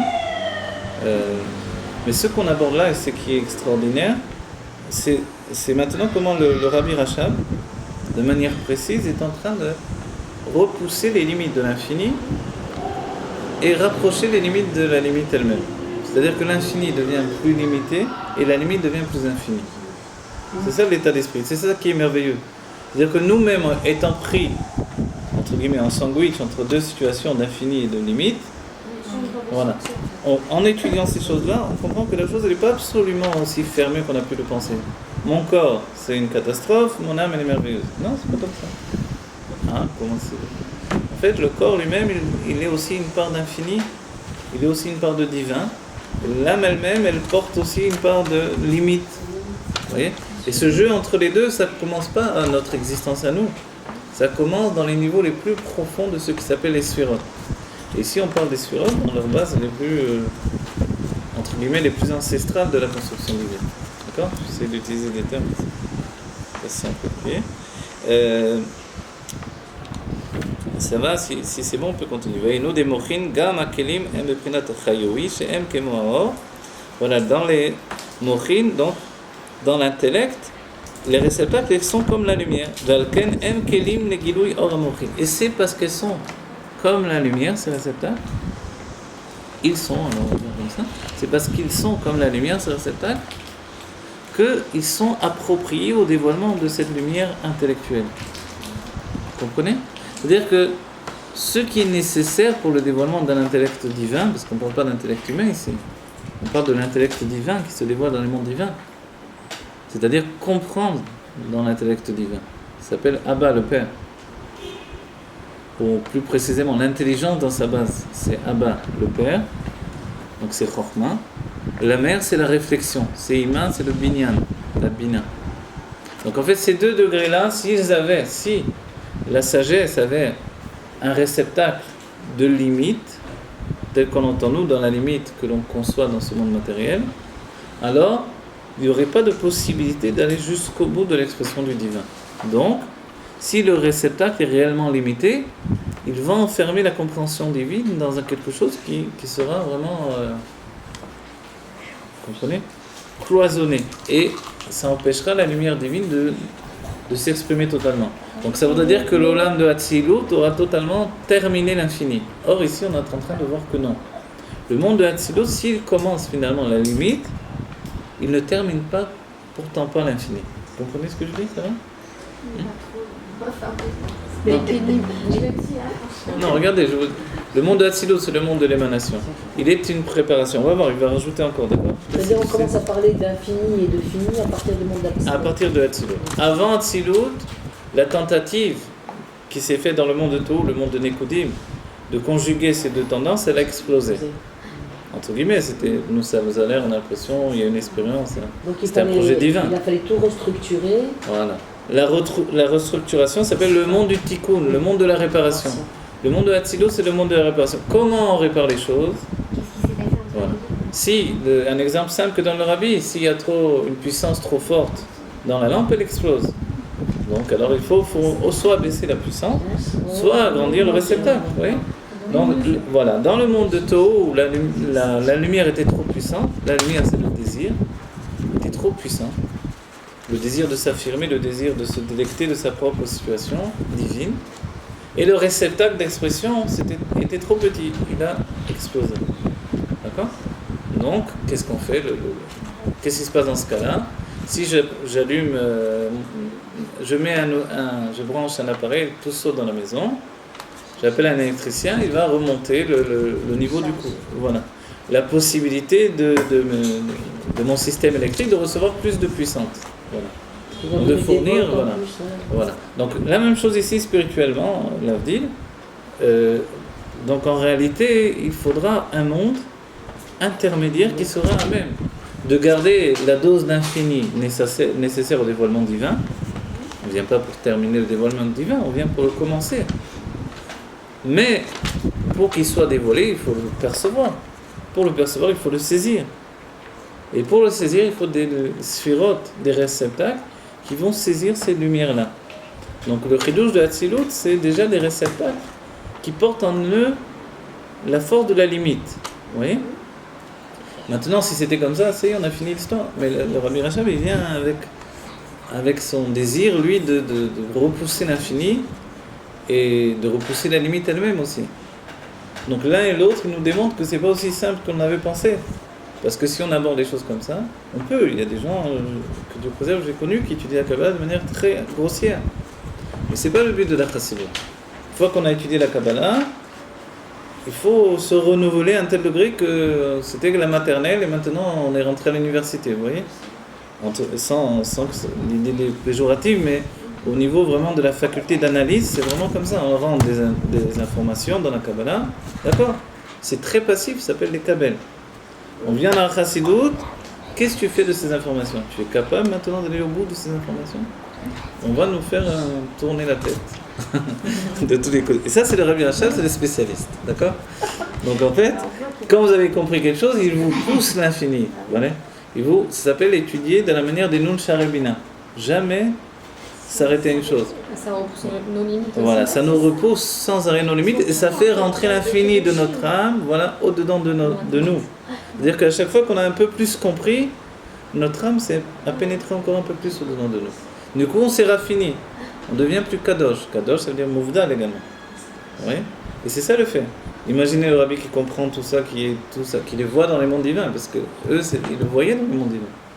C'est des âmes qui quittaient leur corps, qui montaient dans les mondes divins, qui vivaient ça. Donc alors, qu'est-ce qu'il veut que l'on comprenne? Il veut que l'on sorte de nos limites, même dans le monde de la Kabbalah, qui a priori est un monde infini aussi. Bon, voilà. Donc les kélim de Non. les kélim de la lumière, ils sont de la lumière. Voilà, les kélim de la lumière sont aussi de la lumière. Les autrement, sinon c'est voilà. pas des kélim, ça. Voilà, pour les kélim, pour l'intellect, c'est des kélim, c'est des réceptacles.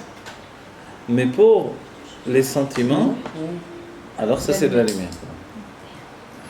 Ça dépend de comment on Le se oui, place. se place. alors. Ouais.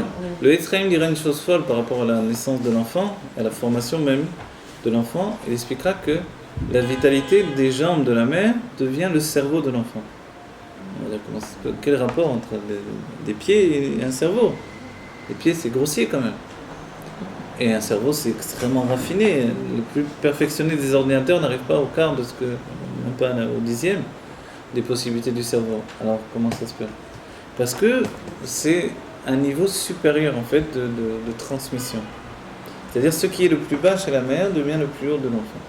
Jusqu'à ce que lui-même, il reprenne possession de ses propres niveaux et soit également capable de transmettre à nouveau à ce niveau-là. Vous voyez? Donc c'est comme le plancher, c'est le toit pour le premier. Exactement, voilà, c'est tout ce système-là. C'est pour ça qu'on dira Veragler achayot keneged kulam, mais les pieds des anges par rapport à tous les mondes inférieurs. Alors, Ça ça veut dire. s'inverse aussi, Voilà. aussi chez la mère. Ça s'inverse aussi chez la mère, c'est-à-dire que. Comment tout le processus, ça veut dire qu'elle aussi, chez elle aussi, ça change de centre en fait. Donc après, comment elle fait après pour que ça reprenne sa place? Non, alors ça ne change pas de centre si vous voulez. C'est-à-dire que l'influence de quelqu'un qui est véritablement Elion, supérieur, ici quand on parle de Elion, la mère est vraiment. Elle fournit le matériau de vie de l'enfant, c'est quelque chose de totalement divin. Mais dans son Oui. corps, ça s'inverse. Non, alors dans le corps de la mère. Le Stéphane, il est plus le centre. Alors, que Dieu préserve quelquefois, pas chez vous, mais quelquefois ça arrive que les femmes souffrent des jambes à cause de ça. Parce que c'est réellement, c'est pas juste spirituel, c'est physique aussi. Il y a une vitalité physique qui va partir chez dans le cerveau de l'enfant. Et c'est pour ça il faut qu'elle prenne beaucoup de vitamines, etc., pour pas perdre ce que l'enfant de toutes les manières va prendre.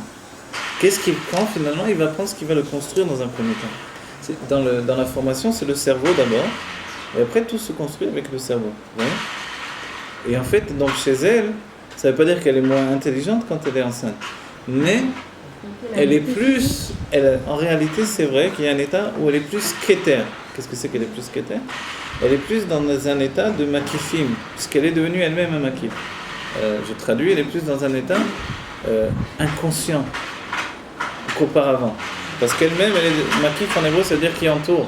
Puisqu'elle porte l'enfant au-dedans d'elle, finalement, elle est devenue un objet qui entoure, elle est le kéter elle-même, de manière dévoilée. Donc forcément, voilà, c'est le hibou, elle est aussi dans une situation de kéter. Et c'est extraordinaire. Mais c'est tous les sujets de la Kabbalah là. Je me découvre, excusez-moi, Oui. on se découvre. Oui, bien sûr. Alors on continue. Alors, la ligne elle commence maintenant après le point. Ve'agam. La ligne commence M kelim rak leor amidot. On a dit Ve'agam sheyesh itlabshut amochin gam bemadriga shelemata me'amochin. Et bien qu'il y ait également un investissement en habillement, une pénétration de l'intellect également dans les niveaux qui sont au-dessous de l'intellect, ou que moi al-derem machal, comme à titre d'exemple, itlabshut asechel bekoar tnoa, comme l'on verra dans l'être humain, donc le fait de l'habillement de l'intellect dans la force de la gestuelle. Je bouge la main et j'écris. Ce livre-là est écrit par le Rabbi Rachab, avec sa main. Et quand il a été écrit avec sa main, c'est pas que sa main était devenue intelligente. C'est que sa main était capable de transférer la réflexion intellectuelle. Vous voyez? Et cette réflexion intellectuelle n'a pas bougé du cerveau, mais elle est venue s'habiller dans la main quand même. Et il nous a dit au début que le simple fait de dessiner une lettre, c'est une sagesse. Quand on apprend la sophroute, on découvre la sagesse. Dans la Kabbalah, la sagesse des lettres, etc. Donc en fait, toute cette transmission de l'intellect jusqu'au niveau le plus bas, qui est la gestuelle, alors comment on a parlé d'une séparation aussi grande que ce qu'on a dit auparavant? Que l'intellect c'est de la lumière et que les sentiments ce sont des réceptacles comparativement. Vous voyez? Donc, et bien que ou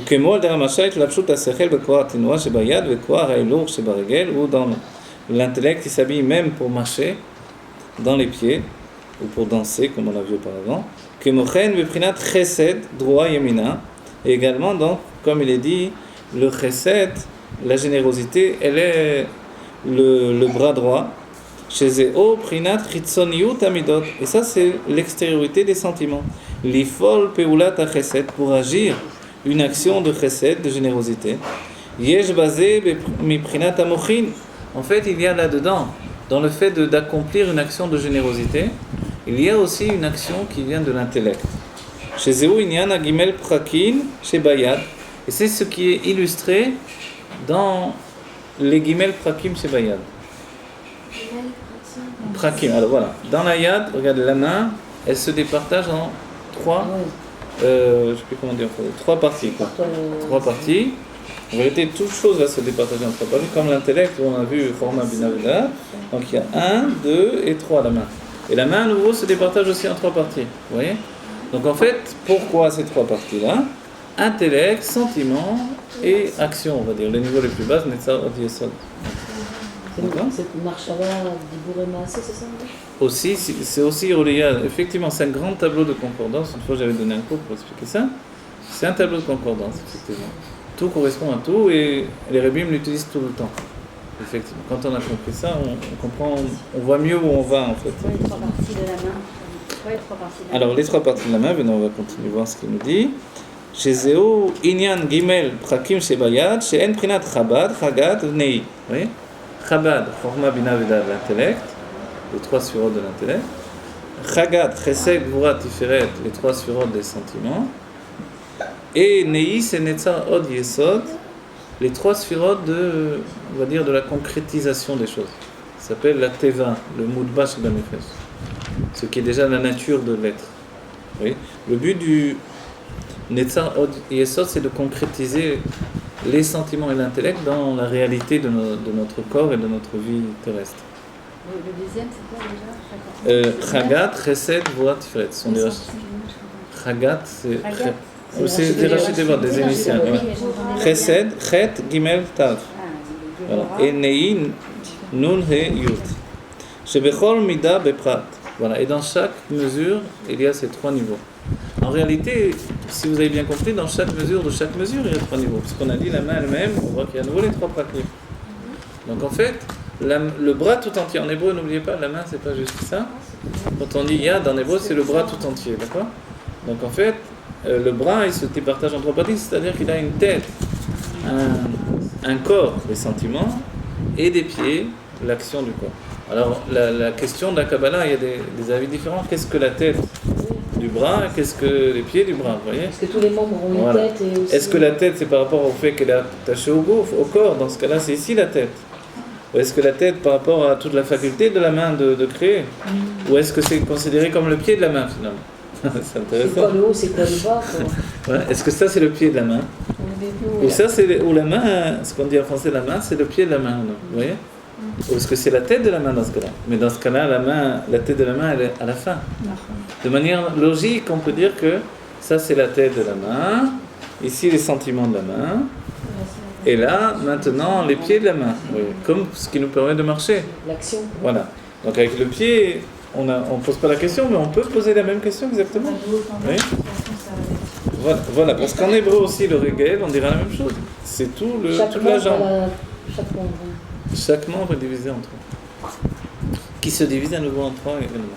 Sans cette analyse-là, les choses sont encore de manière générale et donc ne sont pas des choses, on va dire, analysées profondément. D'accord? Le début doit être lié à la fin, il n'y a pas de... Il y a effectivement le début lié à la fin, etc. Ce sont également dans le Sefer Yetzirah. Sauf Maaseh, Marshava, Trila, etc. Non, mais cette marloquette, elle sous-entend une vraie analyse du sujet. Vous voyez? C'est des organes dans lesquels il y a on retrouve tout le corps. Tout le corps, effectivement. C'est vrai également. Que dans tout ça aussi, c'est l'autre clal du Etzraïm, c'est que tout contient tout. Et c'est ce que Dieu a fixé. Également dans le peuple juif. Chaque juif contient tous les autres juifs. Pas de manière dévoilée. Chez le Nassiador, c'est de manière dévoilée. Si le Nassiador a mal au bras, il a mal à une grande partie du peuple juif, vous voyez. Il a mal à l'œil, il sait qu'il y a un juif qui a quelque chose, vous voyez. Ça, c'est le Nassiador. Comme dans Adam Arishon. Dans Adam Arishon, tous les membres d'Adam Arishon étaient par rapport à des âmes. Oui, il y a des âmes qui étaient dans son talon, des âmes qui étaient dans... Voilà. Donc si vous avez bien compris, quand on parle de gouffre dans le monde divin, c'est pas un corps.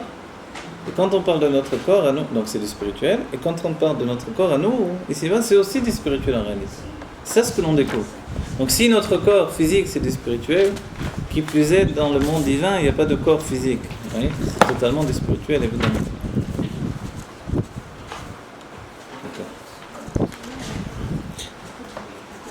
Ou kemo asechel, ou comme, regardez, il va donner des exemples intellectuels. Ou kemo asechel shemechayev hashpat hachesed. Comme par exemple l'intellect qui oblige l'action du chesed. Ve'etzem hachesed ve'peulato ainu hashpato bepoal.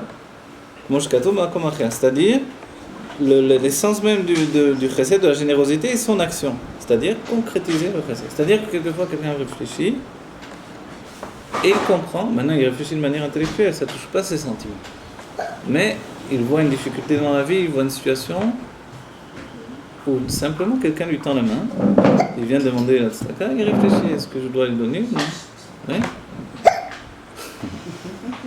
Est-ce que je dois lui donner ou non ce qu'il demande? Vous voyez? En fait, donc, ça va être une réflexion intellectuelle qui va aboutir à une décision. Oui, je lui donne, oui, je lui donne pas. Oui. Le fait que je suis entraîné par mon cœur pour lui donner, ça c'est l'âme animale. L'intellect est différent. Quelqu'un vient me demander la tzedaka, je réfléchis, je lui donne pas. Parce que c'est une mitzvah. Vous voyez? Et si je vois un drogué qui va aller s'acheter de la drogue, évidemment, c'est pas une mitzvah de lui donner. Donc maintenant, tout à coup, alors que le chesed c'était de donner, je ne donne pas. Oui. Il y a un seul jour où je donne de toutes les manières, c'est à Purim. À Purim, c'est Nanacha Kol Apochet Yado. Chacun qui tend la main, on ne va pas chercher les drogués. Peut-être qu'il est déguisé en drogué à Purim. Donc alors, on va lui donner toutes les manières. Les alcooliques anonymes, alors, on ne sait pas. Voilà, on ne sait pas, mais si on ne sait pas, on ne sait pas. Effectivement. Moi j'ai entendu que quand quelqu'un demande la tzedaka, il faut donner quoi qu'il arrive. Alors, est-ce qu'il faut vraiment... oui, mais peut-être pas dans tous les cas, mais dans la plus grande partie des cas, effectivement. Si bien que ça diront même de donner à un non-juif, parce que ça fait un qui touche Hachem. Parce qu'il va vouloir du bien aux juifs, parce qu'on a donné. Maintenant, les juifs lui ont donné. Maintenant, c'est vrai que dans la situation où on est présentement, c'est pas toujours évident. Bon, alors voilà. D'accord. וכמו שכתוב בבחינת פנימיות המידות, non, וכל שכן, וכל שכן, et qui plus est, dans l'intériorité des midot, dans le sujet de l'intériorité des midot, des sentiments, chez Balev, qui sont dans le cœur, chez Balev Adam Haelion, et ici on parle du cœur du Adam Haelion, on va voir ce que c'est, qui viachol, chez El Limala Adam Miprinat Peula, voilà. Il parle de maintenant Adam Haelion. Adam Haelion, qui c'est? Donc l'homme supérieur, on parle de Hatzilut. On parle du monde de Hatzilut qui est appelé Adam Haelion. Le fait que l'on ait appelé corps, c'est juste par rapport à une expression qui a été utilisée. Mais autrement, on l'appelle Adam Haelion. Adam de Hatzilut, l'homme de Hatzilut, c'est Adam Haelion. Et c'est bien que nous, ça nous paraît peut-être un peu particulier, mais dans le Zohar ou l'écoute Torah du Arizal, pour la faute d'Adam Rishon, il pose la question quel Adam a fauté? Quel homme a fauté? Pour nous, Adam Rishon, c'est un seul Ben Adam, quelle est la question? En fait, chacun d'entre nous, nous-mêmes, on a une situation telle que nous nous trouvons dans le monde de Hatzilut, telle que nous sommes dans le monde de Bria, telle que nous sommes dans le monde de Yetzira. Est-ce qu'il faudrait voilà. Si c'était l'homme de Hatzilut? Alors, voilà, effectivement, dans Hatzilut, il est impossible qu'il ait fauté. De ce fait-là, les âmes de Hatzilut n'ont pas fauté avec Adam Rishon. Elles ont fui la faute. Elles ont senti qu'il allait fauter. Elles ont fui la faute. Il y avait des âmes de Hatzilut qui ont chuté, mais pas parce que le destin devait les conditionner à ça, comme l'âme de David Amélia, qui elle était attachée au pied de Adam Rishon. Vous voyez? Mais en réalité, donc, quel homme a fauté? Est-ce que c'est l'homme des sentiments? Donc la question se poserait simplement, je veux dire, mais qu'est-ce qui l'a entraîné à fauter? Si je parle d'un homme quotidien, je veux dire, qu'est-ce qui l'a entraîné à fauter? Ses sentiments? Est-ce que c'est son intellect? Il a cru qu'il faisait une bonne chose, il a réfléchi et ça l'a fait tomber? Ou, vous voyez, comme Shaoul, quand il a fait sa faute, il aurait dû tuer le roi Agag, il a laissé vivre, c'était son intellect, c'était pas les sentiments. Donc il a fauté par l'intellect. D'autres, on va penser par exemple David Améler avec Bathsheba, on a pensé qu'il a fauté par les sentiments. Qu'après on approfondit, on voit qu'il n'est pas fauté, mais on va dire de manière grossière.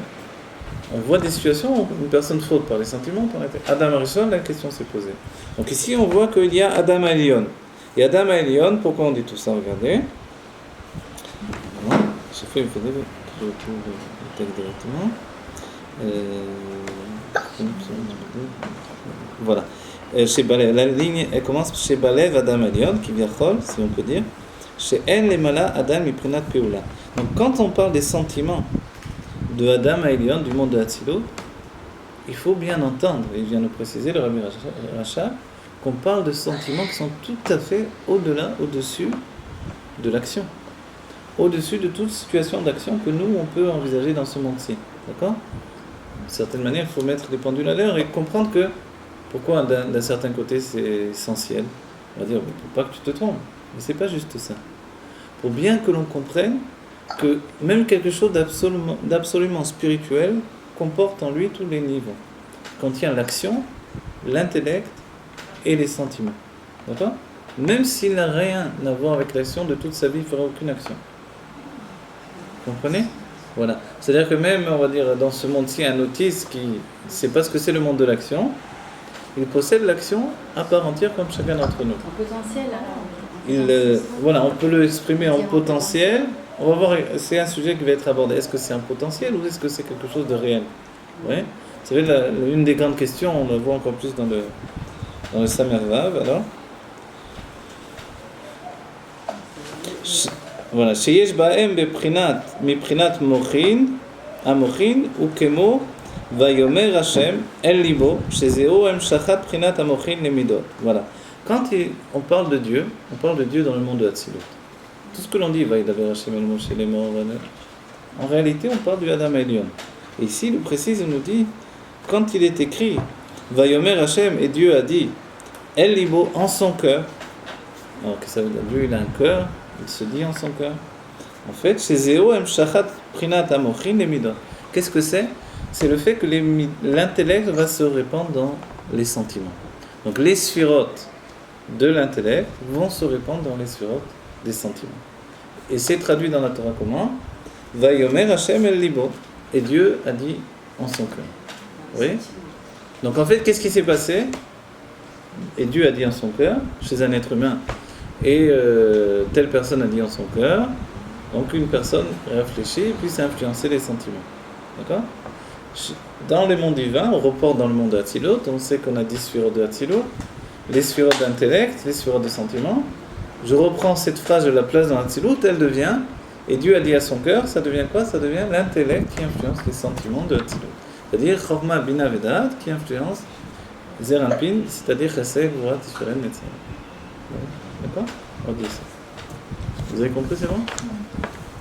C'est une retransmission, c'est-à-dire ça s'appelle Olam Haemet, le monde de la vérité. Le monde de la vérité, c'est ça. Si ça ne fonctionne pas, c'est que c'est faux. D'accord ? Bon, quand on est plus habitué, si on veut savoir si une chose est vraie ou non. C'est-à-dire, je vais déduire des choses de la Kabbalah pour les expliquer dans la psychologie, par exemple. Qui me dit que c'est vrai ? C'est vrai, tout autant je peux les replacer dans le monde de Hatzilut. Si ça fonctionne, c'est vrai. Parce que c'est un monde de vérité, il ne supporte pas le mensonge. Si ça ne fonctionne pas, c'est faux, désolé. Oui ? Alors ça sera dans un autre ordre de pensée. Je sais pas, moi, n'importe quoi, ce que Freud dit des choses, c'est vrai, c'est pas vrai. Je les prends, je les mets dans le monde de Hatzilut. Ça c'est faux, ça c'est faux, c'est faux. Ah, ça c'est vrai. Oui ? D'accord. L'âme de Yaakov, elle vient de quel monde ? L'âme de Yaakov vient du monde de Hatzilut. Il représente les sentiments, justement. Ouais, tous les avots viennent de Hatzilut avec une source beaucoup plus élevée que le monde de Hatzilut lui-même. Voilà, l'âme de Moshe vient du monde de Tohu. Et il s'habille ensuite dans Hatzilut. Après, il s'habille dans Chorma de Hatzilut et jusqu'à Da de Hatzilut. Voilà. Mais au départ, il vient du monde de Tohu, comme Esav. C'est-à-dire le rabbi, il vient du monde de Hatzilut. Le rabbi a dit clairement que tous les rabbins viennent du monde de Hatzilut. Le Mashiach vient du monde de Hatzilut. David Améler vient du monde de Hatzilut. Même si c'est la Neshama de Moshe qui vient de tout. Oui, même si c'est la Neshama de Moshe, elle est restructurée dans le monde. Revêtue dans. Ouais. Les Kohen, ils viennent d'où ? Les Kohanim, ils viennent du monde de Brilla. Rien. Brilla. Moi, je viens d'où ? Et le Bachem Tov. Je viens du bout de la rue là.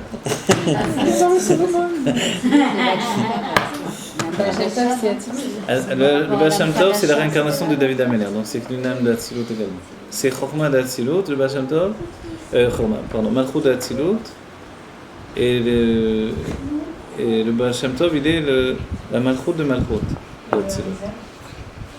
Le Harizal, il vient de Hatzilut aussi. Il semblerait que ce soit lié à Chorma de Hatzilut. Ce serait bien d'avoir la liste de tous les... Chorma ou Bina, en fait. Ouais. C'est intéressant d'avoir la liste des tzadikim qu'on connaît, des avot, tout ça, de savoir lesquels... Nous sommes dans les Kohanim, on peut, on a déjà pas mal, hein. Oui, alors les Avot c'est facile.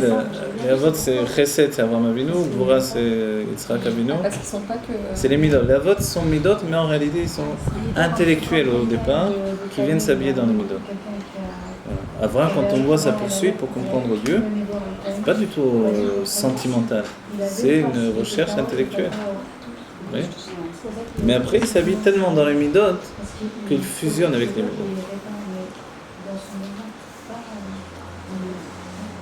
Bon, d'accord.